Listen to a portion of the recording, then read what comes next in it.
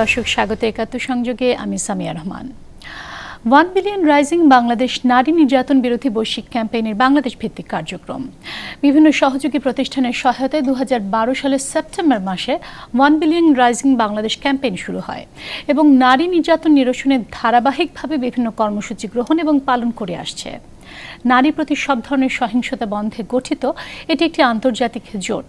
সম্প্রতি ইউনিসেফের প্রতিবেদনে স্বামীর দ্বারা নির্যাতনের ক্ষেত্রে দক্ষিণ এশিয়ার বাংলাদেশের অবস্থান দেখানো হয়েছে শীর্ষে। 47% বিবাহিত নারী স্বামীর হাতে নির্যাতনের শিকার হচ্ছে। এছাড়াও নারীর উপর নির্যাতন যেমন বেড়েছে, একই সাথে নারীর উপর সহিংসতা গ্রাম থেকে ছড়িয়ে পড়ছে শহরে। এমনই প্রেক্ষিতে 1 বিলিয়ন রাইজিং বাংলাদেশ ক্যাম্পেইন, এই সব কিছু বিষয় নিয়ে আজকে আমরা কথা বলবো একাত্তর সংযোগে। এবং আজকে আমার সাথে যারা আছেন একাত্তর সংযোগে পরিচয় করে দিচ্ছি দর্শক। আমার সাথে আছেন খুশি কবির, সমন্বয়ক 1 বিলিয়ন রাইজিং বাংলাদেশ, এবং আছেন কামলা ওয়াসিন, নারীবাদী সমাজকর্মী, দক্ষিণ এশিয়া। ভারত থেকে এসেছেন পার্বতী বাউল। আপনাদের সবাইকে অসংখ্য ধন্যবাদ আজকে আমার সাথে একাত্তর সংযোগে সংযুক্ত হওয়ার জন্য। যদি খুশি কবির, আসলে আমি আপনাকে দিয়ে শুরু করতে চাচ্ছি, তারপর আমি যাব বাকি অতিথিদের কাছে এবং আমাদের সাথে প্রসঙ্গক্রমে হয়তো আরও অনেকে সংযুক্ত হবেন, তখন আপনাদেরকে পরিচয় করিয়ে দিব দর্শক। খুশি কবির, এত জোট, এত প্রতিবাদ, এত সংগঠন, আপনারাও কাজ করছেন, কিন্তু নারীর প্রতি সহিংসতা কমছে না। এবং যেটা বললাম, ইউনিসেফের প্রতিবেদনে এসেছে যে বাংলাদেশ সবচেয়ে শীর্ষে আছে আমাদের দক্ষিণ এশিয়ার দেশগুলো। এবং মহিলা আইনজীবী সমিতির দেয়া তথ্য অনুযায়ী গত 5 বছরে 3092 জন ধর্ষণের শিকার হয়েছে। ধর্ষণ সহ সব ধরনের নির্যাতন, সহিংসতা কেন বাড়ছে এত প্রতিবাদ সত্ত্বেও? বাড়ার অনেকগুলো কারণ আছে। একটা হচ্ছে যে প্রথমে যেটা আমি বলবো যে অনেক নারী এখন সহ্য করছে না। মুখ বুঝে আগে যে সহ্য করার একটা প্রবণতা ছিল, যে আমরা বলবো না, ধর্ষণ হলেও সেটা বলবো না, মারা গেলেও এটাকে স্বাভাবিক মৃত্যু হিসাবে এটাকে ধামাচাপা দিয়ে এটা করা হতো। নির্যাতন সারাক্ষণ হতো, গায়ে প্রচুর দাগ, কিন্তু ওটা বলা হতো না। এখন মুখ ফুটে বলছে। কারণ হচ্ছে যে অনেক সংগঠন, অনেক কর্মীরা আছে যারা পাশে এসে দাঁড়াচ্ছে, অনেক প্রতিষ্ঠান আছে, আইন আছে, এগুলো সব আছে। সবগুলোই যে কাজ করছে সেটা আমি বলবো না, কিন্তু একটা জানালা খোলা হয়েছে যেখানে নারী মনে করে সে যেতে পারে, যেখানে সে তার প্রতিকারের জন্য। আর একদিকে হলো যে সত্যিকারেরই বেড়েছে। সত্যিকারে বেড়েছে যখন একজন নারী তার চলাফেরা সুযোগ পাচ্ছে, যখন সে অনেক জায়গায় যাচ্ছে, তখন কাজের জন্য যখন এমনিও যাচ্ছে বিভিন্ন সময় তার যেটা দরকার। এখন একটা পুরুষতান্ত্রিক সমাজ ব্যবস্থা যেখানে পুরুষ নিয়ন্ত্রণ করছে, তার মানে পুরুষের মানসিকতা হলো যে নারী হলো বস্তু এবং নারীকেই তাকে তার অধীনস্থ একটা বস্তু হিসাবে দেখা হচ্ছে, পণ্য হিসাবেও দেখা হচ্ছে, যেটা আমরা বিভিন্ন প্রচার মাধ্যম, অন্য ধরনের মানসিকতা আমাদের মধ্যে তৈরি করা হয়, নারীও এটাকে গ্রহণ করে নেয়। তো পুরুষরা সাধারণত এটা দেখছে এবং সেখানে অনেক বেশি এ ধরনের নির্যাতনের শিকার হচ্ছে। আরও যেটা আমরা দেখছি যে গ্রামে একটা আগে যারা একটা যখন ইসে ছিল যে আমাদের সমাজ ব্যবস্থা অনেক বেশি সামন্ত অবস্থা ছিল, তখন ওই সামন্ত প্রভু যারা ছিল বা যারা ওই সামন্ত ইসেদের ব্যবস্থার মধ্যে ছিল, তারা কিন্তু এই ধরনের নির্যাতন করত, কিন্তু তারা মনে করতো তাদের গ্রামের, তাদের সমাজের একটা বিষয় আছে যে অন্যরা এটা যেন করতে না পারে, এখানে একটা ন্যায় বিচারের উইদিন কোর্টস ন্যায় বিচারের ব্যবস্থা করা যেত। এখন এগুলো সব ভেঙে পড়েছে। আর রাষ্ট্র যে ধরনের যে ব্যবস্থা করা দরকার, যে রক্ষা করা দরকার, সেই জিনিসটা নাগরিককে দিচ্ছে না। তো একটা সমাজের অনেক কিছু, শুধু নারী নির্যাতন না, যদি আমরা দেখি যে অনেক ধরনের অব্যবস্থা, নির্যাতন, আইন শৃঙ্খলা বাহিনী তারা যে ধরনের নির্যাতন করছে, হত্যা করছে, গুলি পায়, সামগ্রিক অর্থে আসলে পরিস্থিতিটা খারাপ হয়ে যাচ্ছে বলে মনে করছেন? সেটা শুধুমাত্র নারী বলে নয়, আপনি মনে করছেন? যেটা হচ্ছে যে নারীর উপর এটা আরো বেশি পড়ছে। কেন? যেহেতু নারী আরো বেশি পিছিয়ে আছে, আরো বেশি তাকে তার উপর অত্যাচার করার মাত্রা আরো বেশি করতে পারে আর করে পার পেয়ে যায়, সেখানে তখন এটার মাত্রাটা বেড়ে যাচ্ছে অনেক বেশি। Kamla, what do you think? What are the reasons behind this violence? No, I totally agree with everything Khushi has said, and by the way, I understand Bangla fully because I have been coming to Bangladesh for 38 years. So it's You my say home that country. from 76. 76. So I understood everything.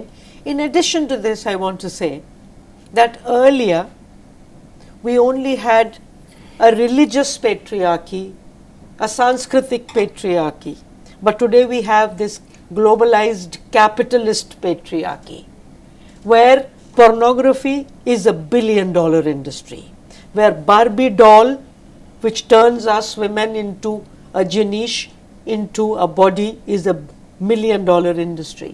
Cosmetics, which turns women into things, into nothing but body. And for boys, what kind of toys do we have? A gun. At the age of 2, you give a boy a gun. And no rules for a boy. Superman, Spider-Man, Salman. I mean, just look at all these macho men. Look at the film industry, particularly Bollywood and Hollywood. The kind of masculinity, machismo. In Hindi, we have films like Battamiz, Dabang, Dawn, where you are making these Battamiz men into heroes. Now, this is all new and it is affecting men. And women are affected by the constitutions of South Asia, which we are taking seriously. So, I believe that my constitution gives me equality. So, I can go to the music tonight at 1 o'clock and come back home at 6. This is my country. And in my country, my people did Mukti Juddho, and Mukti we got. Where is my Mukti? So women want the freedom because they respect the constitution. But these Macho man and Barbie doll image. The corporate world doesn't seem to believe in any Mukti except the Mukti of the market. But is it the only problem, the macho man image and the Barbie doll? This is not the nothing. So I said I agree with everything Khushi said, and she talked of 4 or 5 things. So I am saying, on the one hand, the constitutions of South Asia are giving us freedom, and we are taking it seriously.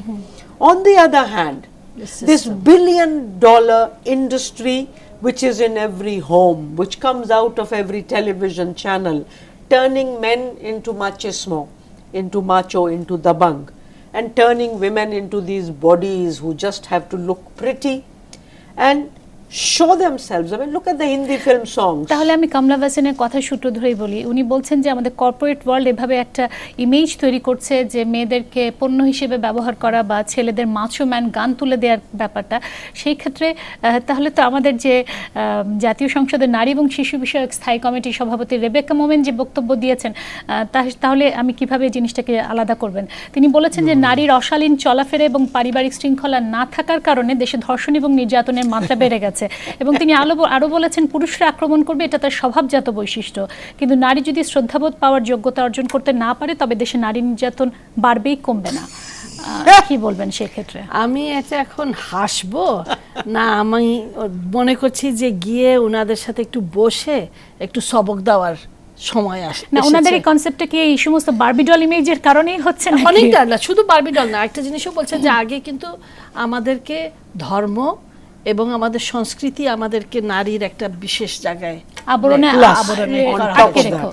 তার উপরে এখন নতুন যেটা আসছে সেটাই হচ্ছে কনস্টিটিউশনে আমাদের স্বাধীনতা সবই আছে, কিন্তু আমাদের এখন ওই যে কর্পোরেট ওয়ার্ল্ড যেটা হচ্ছে ব্যবসার জন্য তারা কিছু নারীর জন্য এটা, মেয়েদের জন্য এটা, ছেলেদের জন্য এটা, এটা করে একটু ভিন্নতা সৃষ্টি করছে। এখন আমাদের সংসদীয় কমিটির যে নারী বিষয়ক সংসদীয় কমিটির যে প্রধান, উনি যেটা বলেছেন, এই ধরনের বক্তব্য আমার মনে হয় যে একজন সংসদ সদস্যর কাছ থেকে আমরা এটা কোনোদিন আশা করি না। কেন? তার মানে উনি নিজেই, এটা তো মেল শোভিনিজম অ্যাটিটিউড কারো, তার মানে উনি নিজে একেবারে পুরুষ মানসিকতা, পুরুষতান্ত্রিক মানসিকতা শুধু ধারণ করছে না, সেটা উনি প্রমোট করতে চাচ্ছেন। উনি যদি বলেন যে স্বাধীনতা, আমি যদি তথ্য দেখি আমাদের বাংলাদেশেরই, সেখানে আমরা যে কত মাদ্রাসার ছাত্রীরা, কত বোরখা পরিহিত ছাত্রী মেয়েরা তারা ধর্ষণের শিকার হচ্ছে, বাড়িতে তাদের উপর কি ধরনের নির্যাতন হচ্ছে, আমাদের পারিবারিক সহিংসতাই তো হচ্ছে প্রচুর, পারিবারিক হচ্ছে। এবং এই সকল বাড়িগুলোতে যেখানে বোরখা এবং ছাড়া মেয়ে বাইরে হতে পারে না, পোশাক আসলে একমাত্র, পোশাক তো নাই, তারপরে শালীনতার মাপকাঠি নির্ধারণ করবে কে, আর সংজ্ঞাটা কি, উনি কোনটা কি শালীনতা বলছে, এখানে অশালীন কি হচ্ছে? That this lady is insulting all the Bangladeshi men, that any woman who is half clad can turn them into rapists. Is this the character of Bangladeshi men? And if it is just a question that if somebody sees a half naked person, then you will go and rape.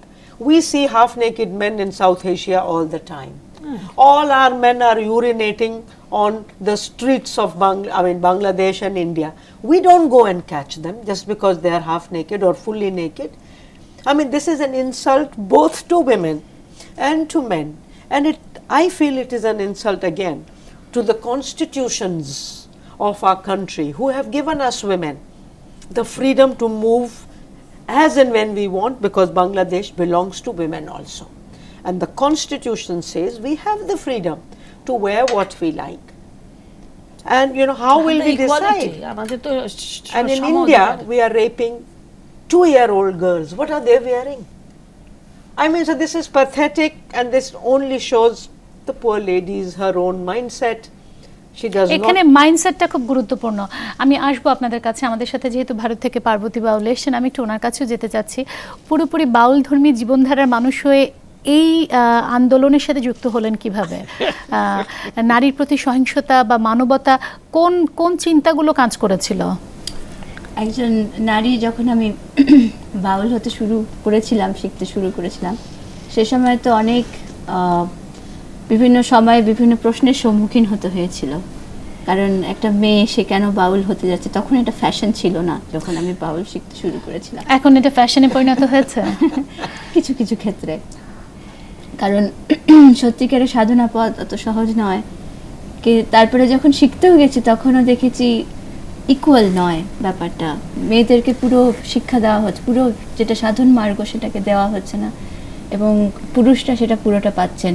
পুরুষ তো আমাকে অনেক ক্ষেত্রেই প্রায় prove করতে হয়েছিল, নিজেকে প্রমাণ দিতে হয়েছিল যে না, আমি একজন নারী হয়েও এই সাধনা করতে পারি, অনেক ক্ষেত্রেই দিতে হয়েছিল। তাহলে পার্বতী বাউল, আপনি দেখেছেন নিজে বৈষম্যের শিকার হয়েছেন, আপনি এই জীবনধারায় অভ্যস্ত হতে যেই বৈষম্যের শিকার হয়েছেন, এবং আপনি দেখছেন যে নারীর প্রতি বৈষম্য হচ্ছে বা সহিংসতা, যেটা খুশি কবির বললেন যে সবার প্রতি আসলে নির্যাতনের মাত্রা বেড়ে গেছে, কিন্তু নারীরা যেহেতু অনেক বেশি পিছিয়ে আছে তাদের প্রতি নির্যাতনের মাত্রাটা অনেক বেশি।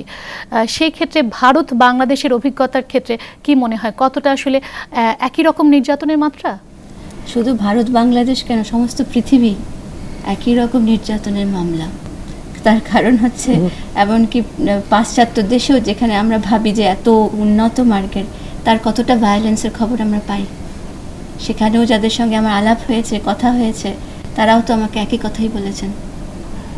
তো এটা সমস্ত পৃথিবীর, এবং আমাদের দেশে তার মাত্রাটা খুব বেশি চোখে পড়ে। একটা প্রসঙ্গ তুলছিলাম যে আমাদের একজন একটা কমেন্ট করেছেন যে পুরুষদের আমাদের শালীনতার পোশাকের ক্ষেত্রে, পোশাকের শালীনতার ক্ষেত্রে, এক্ষেত্রে আপনার কোনো কমেন্ট আছে যে পোশাকের শালীনতার আসলে মাত্রা নির্ধারণ করবে কে, বা আমাদের শালীনতা বজায় রাখলেই যে আসলে ধর্ষণ হচ্ছে না বা নির্যাতন হচ্ছে না, যেটা কামলা ওয়াসিন বললেন, 2 বছরের বাচ্চার ক্ষেত্রেও এ ধরনের ঘটনা ঘটছে, সেই ক্ষেত্রে আপনি কি বলবেন?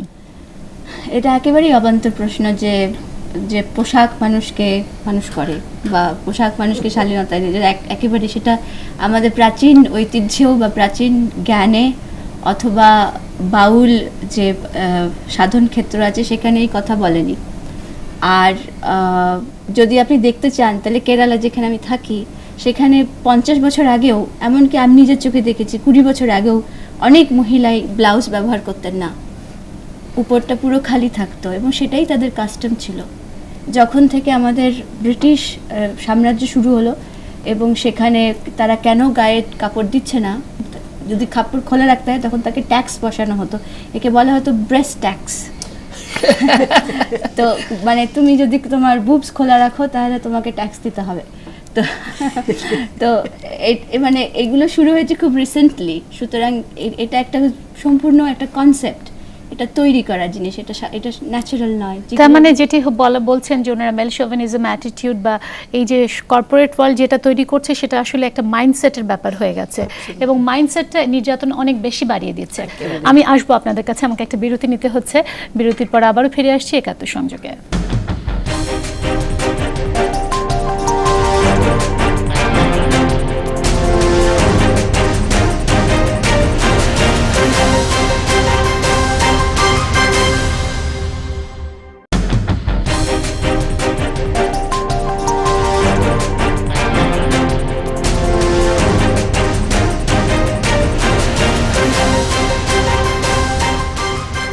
দর্শক দেখছেন একাত্তর সংযোগে, আমাদের সাথে আছেন খুশি কবির, আছেন কামলা ওয়াসিন, দক্ষিণ এশিয়ার নারীবাদী সমাজকর্মী, এবং আছেন ভারত থেকে এসেছেন পার্বতী বাউল।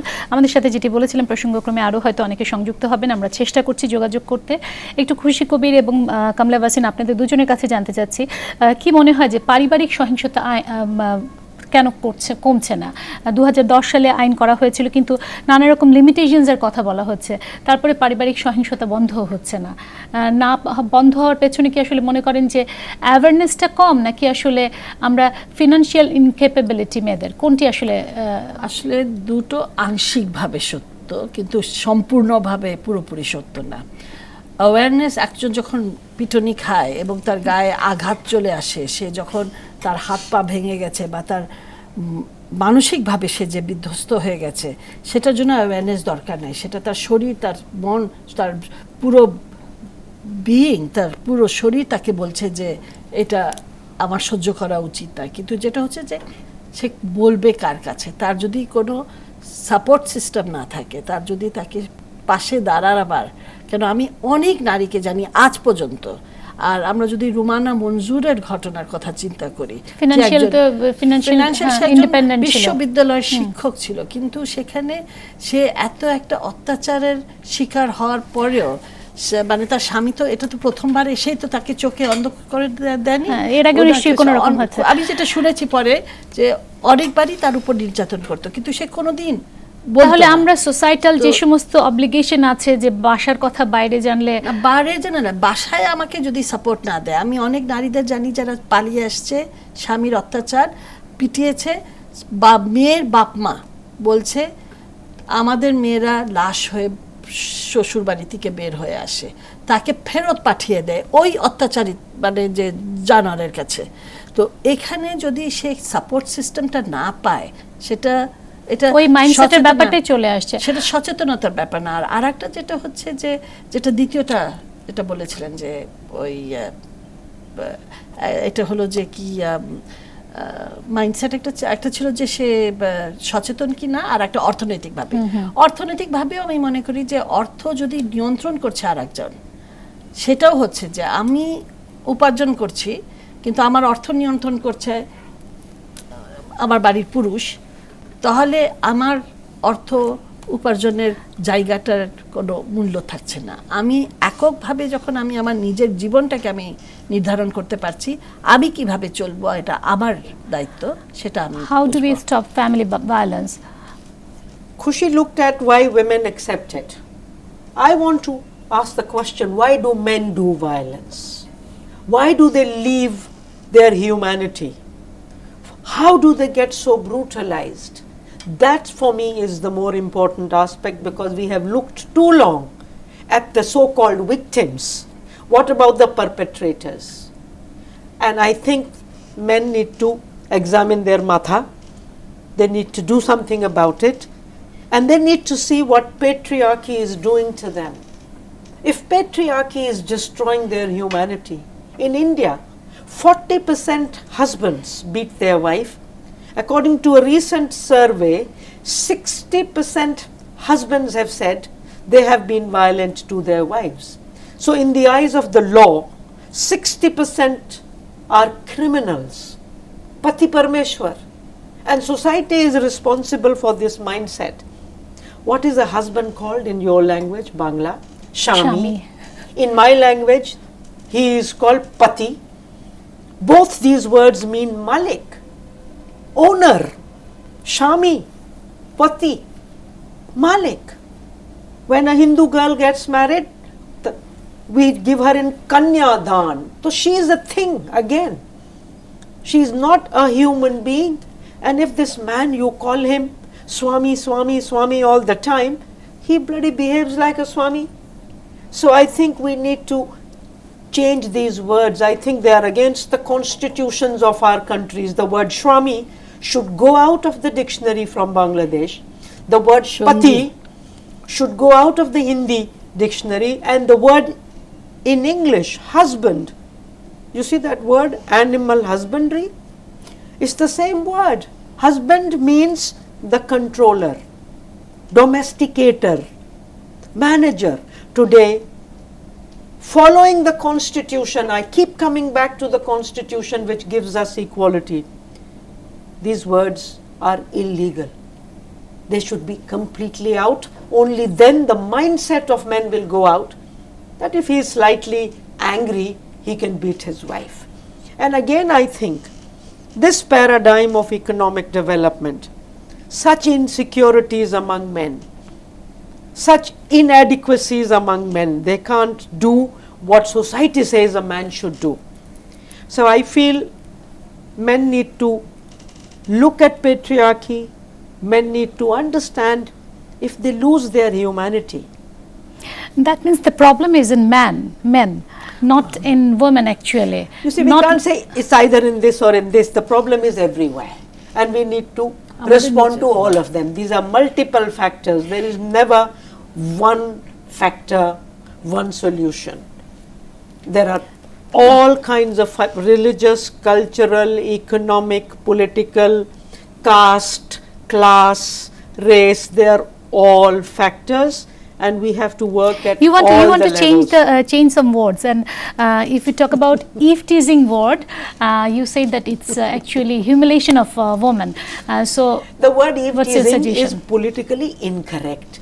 It's a romanticization of a crime. Eve teasing, Mr. Adam is teasing an Eve. Today there is no word called Eve teasing. It's sexual harassment, and it's a crime, and we do not accept it as a joke. And so politically now our courts are also saying in South Asia. বাংলাদেশে আপনারা একটা writ petition করেছিলেন, কিন্তু সেটা কি অবস্থা? তারপরে যেটা ওই যে বিশেষ করে জাহাঙ্গীরনগর বিশ্ববিদ্যালয়ের যৌন হয়রানির পরে এখন এটা কোর্ট আদালত আমাদেরকে বলেছে যে এটা যৌন হয়রানি। ইভ টিজিং শব্দটা আর কোথাও ব্যবহৃত হচ্ছে না, কিন্তু গণমাধ্যমে তো ব্যবহৃত হচ্ছে, সব জায়গায় ব্যবহৃত হচ্ছে। এটা কিন্তু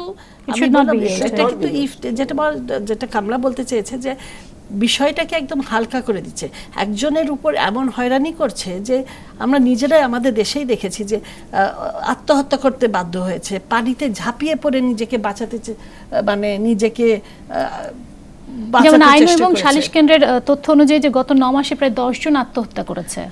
তো এই যৌন হয়রানি, তো এটাকে টিজিং আর হয়রানি দুটোর মধ্যে তফাৎ আছে।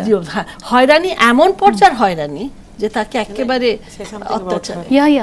Samia, I want to say why for us Parvati Baul's involvement in 1 Billion Rising is important. Not only because she tells us about all the problems Baul women face. We bring her in because for us the opposite of violence is not just non-violence. The opposite of violence is love. And all her music and all her sadhana is about love. ভালোবাসা দিয়ে কি আসলে সমস্ত নির্যাতন, সমস্ত সহিংসতা বন্ধ করা সম্ভব? যেটি বলছেন অবশ্যই সম্ভব, কারণ প্রেম, ভালোবাসা, স্নেহ, করুণা এর মধ্যে অনেক বেশি শক্তি আছে, সেটা যেটা এই অমানবিক আচরণে নেই। এগুলো খুব ভঙ্গুর, মানুষ ভয় পায়, মানুষের ভেতরে ভয় থেকে তারা ভায়োলেন্সে যায়। তো আর আমাদের যদি সত্যিকারের এই অ্যাওয়ারনেস চলে আসে, যদি আমাদের আত্মজ্ঞান বেড়ে যায় এবং আধ্যাত্মিক চেতনা বেড়ে যায়, যদি নিজের মধ্যে আমরা করুণা, ভালোবাসা খুঁজে পেতে পারি, তাহলে আমাদের অবশ্যই ভায়োলেন্স কমে যাবে। সবার আগে রেভলিউশন ভেতরে হওয়া উচিত। সবার আগে মাইন্ডসেটটা বদলাতে হবে। এবং যেটি বললেন কামলা ওয়াসিন, যে পুরুষকে স্বামী হিসেবে না দেখে, হাজবেন্ডকে বা স্বামী হিসেবে না দেখে তাকে আমরা পার্টনার হিসেবে সঙ্গী। দেখাটা, আসলে সঙ্গী হিসেবে দেখাটা অনেক বেশি আসলে যুক্তিযুক্ত। আমাদের দেশের ছেলেরা আসলে কি বলবেন আমি জানি না। আমরা একটা বিরতি নিচ্ছি, বিরতির পর আবারও ফিরে আসছি একাত্তর সংযোগে।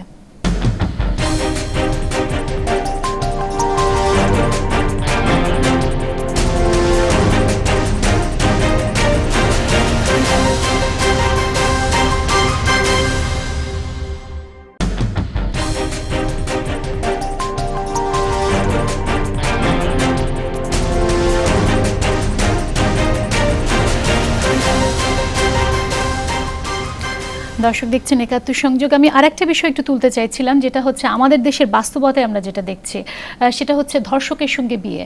আমাদের মাইন্ডসেটের বারবার করে পরিবর্তনের কথা বলছেন। ধর্ষকের সাথে বিয়ে দিলে তো সেটা তো আসলে পুরস্কৃত করা হয়, এবং এটা এই ধরনের ঘটনা আমাদের দেশে ঘটছে। সেই ক্ষেত্রে কি বলবেন? আসলে আমাদের আমরা আসলে আইনগত দিক থেকে পিছিয়ে আছি, নাকি আসলে পুরুষতান্ত্রিক সমাজে কোনোভাবে রেপিস্টকে আসলে মুক্ত করে দেওয়ার একটা প্রবণতা থেকে এই ধরনের ঘটনা ঘটছে? আইন দিক থেকে পিছিয়ে নাই, আইনের প্রয়োগের দিক থেকে আমরা খুবই পিছিয়ে আছি। আর যেটা হচ্ছে যে পুরুষতান্ত্রিক মানসিকতা, এই যে সমাজ মনে করছে যে একজন ধর্ষণ করেছে, এটাকে জায়েজ করার জন্য তার সাথে বিয়ে দিয়ে দিলে এটা তাহলে ধর্ষণ হচ্ছে না, মানে তার মানে স্বামী কিন্তু স্ত্রীকে ধর্ষণ সব করতে ধরনের পারে। রাইট আছে, সেটাই তো হ্যাঁ, বুঝে সেটাই। যাচ্ছে। সেই কারণে ওই স্বামী শব্দটার ইটা আছে। তো এই জিনিসটা তো আমরা মনে করি যে একেবারে এটা হচ্ছে ক্রিমিনাল, এটা এক ধরনের ক্রাইম। ধারণা ক্রাইম নাই তো ক্রাইম বাবা, what is bigger crime than rape? And then for my parents to give me in marriage to a rapist, how much do they love me, how much they care? So actually all this domestic violence shows us what kind of families we live in. Most of the violence against women does not take place outside the home, it takes place within the home. Our families tell us, don't go out, you will be raped outside. But look what is happening to girls within families. Absolutely. Now that lady said if they go out, because they go out, how much marital rape takes place, how much domestic violence takes place, dowry violence takes place. In India, we kill daughters before they are born. How many? 35 million.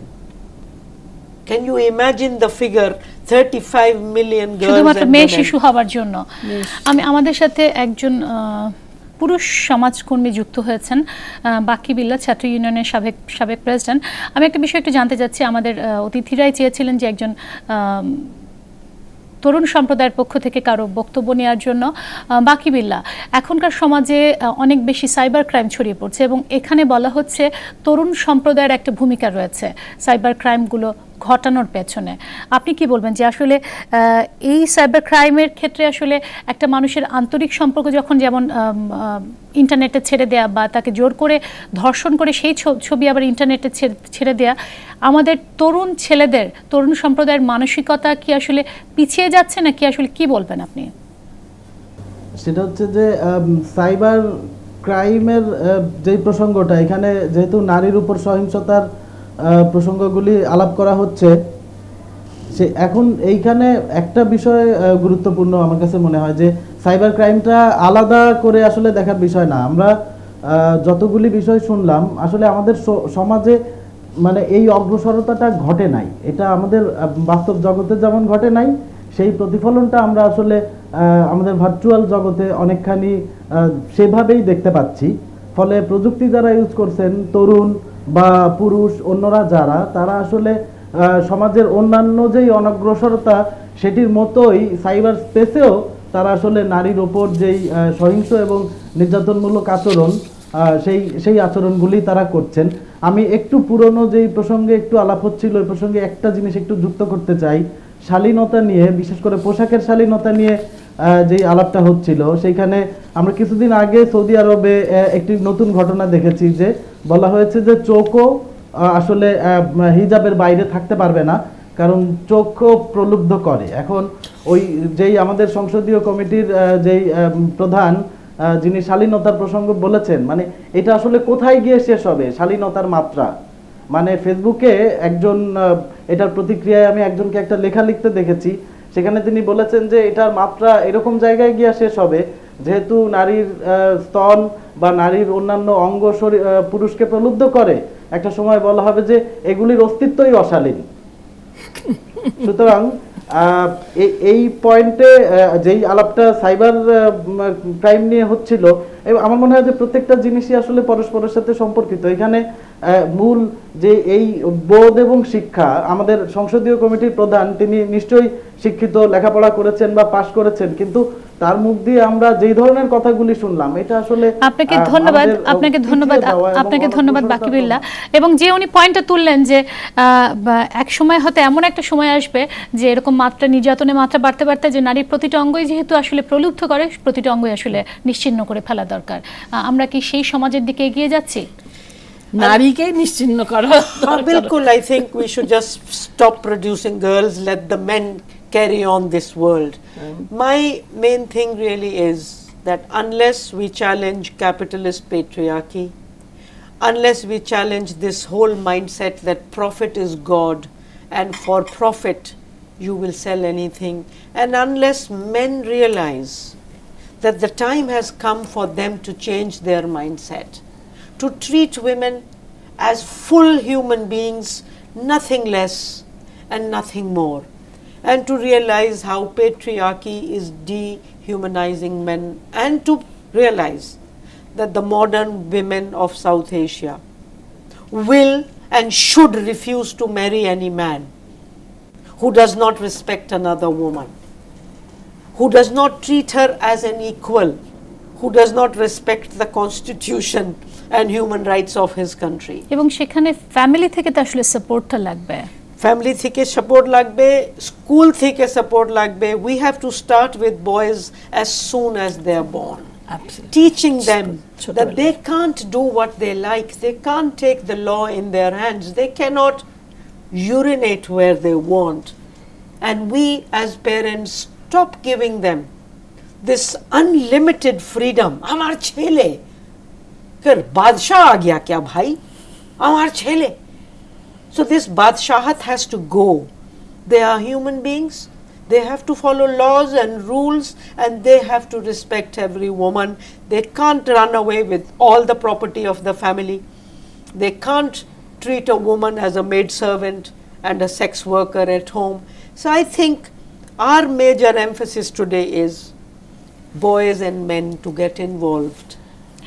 খুশি কবির উনি বারবার করে বলছেন রিয়েলাইজেশনের কথা, এবং সেটা school level থেকে হোক, পরিবার থেকে হোক, সেটা বদলাতে হবে। এবং ছেলেদের বাবা মারও এরকম উচ্ছ্বসিত হওয়ার দরকার নেই যে আমার ছেলে হয়েছে, বা ছেলেদের এই মানসিকতা পরিবর্তন করতে হবে। কিন্তু আবার অনেক দিক থেকে এরকমও অভিযোগ আছে যে যদি আমি নারী শিশু নির্যাতন দমন আইনের কথা বলি, 1995 সালে যেটা হয় সেটা আবার পরে বাতিল করে 2000 সালে একটা হয়, 2003 সালে সংশোধন হয়। অনেকে অভিযোগ করছেন যে এই আইনের কঠোর আইন হওয়ার কারণে এটার অপব্যবহার হচ্ছে। আসলে কি অপব্যবহার হচ্ছে নাকি সেটাও এক ধরনের আসলে অভিযোগ? এখন যেটা হচ্ছে যে আইন যখন তৈরি করা হয়, আইনের মধ্যে তো অনেক থাকে, যেটা হলো ব্যাখ্যা বিশ্লেষণের বিষয়টা রয়ে যায়, যেখানে বিচারক সেটাকে কিভাবে বিশ্লেষণ করছে আর যারা আইনজীবী তারা কিভাবে বিশ্লেষণটা সামনে দিচ্ছে প্রমাণের জন্য। মূলত বিষয়টা যেটা হচ্ছে সেটা হচ্ছে যে আমার ব্যাখ্যা বিশ্লেষণ আমি কোন মানসিকতা, কোন দৃষ্টিভঙ্গি থেকে দেখছি, সেখানে যদি আমি ওই পার্থক্য পৃথক করে দেখছি, নারীকে আমি যেভাবে পণ্য হিসাবে দেখছি, নারীর অবস্থানটাকে আমি যেভাবে দেখছি, মনে করছি যেরকম আমি যদি বলি যে কোর্টে যখন যায় একজন ধর্ষিত হচ্ছে, সে প্রথমে যখন থানায় যায় তাকে যে ধরনের প্রশ্নের সম্মুখীন হতে হয়, এবং এই ধর্ষণ মামলাগুলোর ক্ষেত্রে দীর্ঘসূত্রিতার কারণে অনেকগুলো মামলা আসলে সেটা তো একটা জিনিস সবচেয়ে বড় হলো যে সাথে সাথে তাকে কিন্তু মেডিকেল টেস্টটা করতে হয়। এটা যত দেরি হয় তত কিন্তু এটা প্রমাণ পাওয়াটা কঠিন। আমি নিজে জানি যে আমাদের বিভিন্ন জায়গায় যখন আমরা এই কেসগুলো দেখি নিয়ে, থানা কিন্তু 48 ঘন্টার পরে তাকে পাঠাচ্ছে। মেডিকেল অফিসার রিপোর্টটা তখন যে এরকম করে লিখছে সেটা করছে না, কিন্তু যখন আদালতে গিয়ে তাকে জিজ্ঞেস করতে হয় যে সে কি পোশাক পরেছিল কি না, রাতে কোন সময় ছিল, এটা নারীর জন্য আরো অনেক বেশি অসম্মানজনক। এখানে আরেক ধরনের তার উপর ধর্ষণের একটা মাত্রা চলে আসছে, ভার্বাল রেপ। এই বিষয়গুলো যেটা আমি মনে করি যে যেটা কামলা বলছিল যে আসলে পুরোপুরি মানসিকতার পরিবর্তন একটা পুরুষ প্রয়োজন। কিন্তু একটা পশু না, পুরুষ জন্তু তাদের না। মাইন্ডসেটটাও ভাবে তৈরি করা আমরা মনে করি হয়েছে। পুরুষকে আমরা মানুষ হিসাবে গ্রহণ করতে চাই, কিন্তু পুরুষকে মানুষ হিসাবে নিজেকে প্রমাণ করতে হবে যে সে মানুষ। আমরা অনুষ্ঠানে একেবারে শেষ পর্যায়ে চলে এসেছি। যেটি বলছিলেন খুশি কবির, যে পুরুষকে মানুষ হিসেবে প্রমাণ করতে হবে, আপনার দীর্ঘদিনের অভিজ্ঞতা কি মনে হয় আমরা কি আসলে সেই রকম মানুষ হিসেবে এগিয়ে যেতে পারছি? আপনার লাস্ট মন্তব্য, শেষ মন্তব্য শুনতে চাইছি। যেমন বাউল গানে যেরকম বলছে যে আমার গুরুজি শশাঙ্ক গোসাই লিখেছিলেন যে মন যদি তুই বৃন্দাবনে যাবি, অনুরাগের ঘরে মার্গা চাবি। সমস্ত অ্যাটাচমেন্ট, অনুরাগ মানে আমার যে সমস্ত বাধা বন্ধন আছে সেই ঘরে চাবি মেরে দেওয়া। প্রকৃতি স্বভাব ধর, আগে নারী হও, টলাটলের মধ্য দিয়ে ঊর্ধ্বরেতা সাধকে, নারী হয়ে তার সাধনা করো। যদি ব্রজরামা মানে গোপীর হাত না ধরতে পারো তাহলে তুমি কৃষ্ণকে পাবে কি করে? সুতরাং একজন পুরুষ যদি বুঝতে পারেন যে এই পৌরুষত্ব বা প্রকৃতি স্বভাব, এটা একটা কনসেপ্ট, আমরা কেউই নারী নই, কেউই পুরুষ নই, আমরা নিজেরা ঠিক করে নিই আমরা কি। তো এইটাকে বুঝতে পারাটা, এটার যে এই প্রভেদটা বুঝতে পারাটাই মানুষ হওয়া। তখন আর এই সমস্ত থাকবে না। আপনাকে ধন্যবাদ। কামলা ভার্সিন, your last comment. No, really, we are celebrating today South Asian Women's Day, and we are very happy to have an Indo-Bangla session here with you, and we want South Asia to be free of all forms of violence, inequality and injustice. And we want cultural activists like Parvati to be part of it. We want men to be part of this whole thing so that as South Asians we can move ahead. আপনাদের সবাইকে অসংখ্য ধন্যবাদ আজকে আমার সাথে একাত্তর সংযোগে সংযুক্ত হওয়ার জন্য, আমাদের অনুষ্ঠানে আসার জন্য। দর্শক, আমার হাতে সময় শেষ, আজকের মতো বিদায় নিচ্ছি একাত্তর সংযোগ থেকে।